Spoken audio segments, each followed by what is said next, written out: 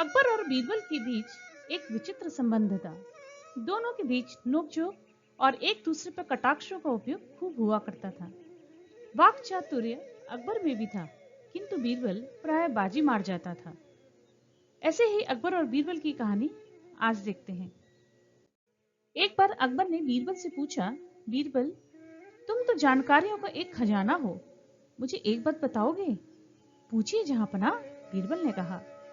मेरी हथेली पर बाल क्यों नहीं उगते, जबकि मेरे शरीर के अधिकांश हिस्से में किसी न किसी रूप में बाल मौजूद हैं।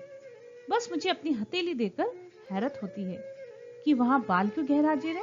अकबर ने सवाल किया। जहांपनाह, आप दरिया दिल बादशाह हैं।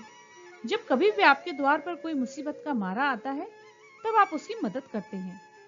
जरूरतमंदों को दान देने के कारण आपकी हथेली पर बाल उग नहीं पाते। आपकी हथेलियों पर बाल नहीं उगने का कारण बिल्कुल यही है, बीरबल ने कहा। अकबर खुश हो गए और अपनी समान दिनचर्या में लग गए। बीरबल भी अपने काम में मग्न हो गया।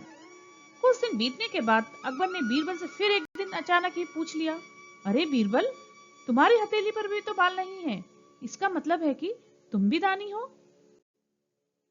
बीरबल को इस बात का अंदेशा था कि कभी भी अकबर उससे यह सवाल पूछ सकते हैं, इसलिए वह पहले से ही तैयार था। उसने छूटते ही कहा, महाराज, मेरी हथेली पर बाल नहीं होने के कारण दान देना नहीं, दान लेना है। आप मुझे दरबार में छोटी छोटी उलझनें सुलझाने का अवसर देते हैं और मेरे समाधान पर प्रसन्न होकर मुझे इनाम देते रहते हैं। आपसे इनाम लेते लेते मेरी हथेली अभ्यस्त हो गई है।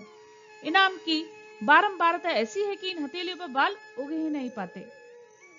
इसके कुछ दिन बाद अपने दरबार में अकबर ने बीरबल से पूछा, बीरबल, तुमने मेरी और अपनी हथेली पर बाल नहीं होने का कारण तो बता दिया।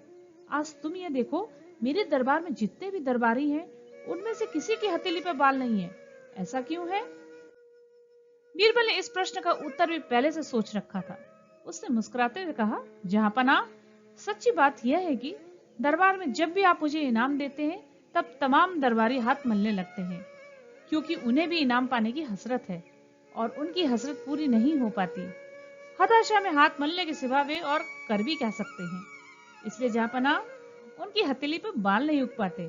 इसके बाद अकबर ने बीरबल से हथेली के बाल के बारे में कभी भी कोई भी सवाल नहीं पूछा।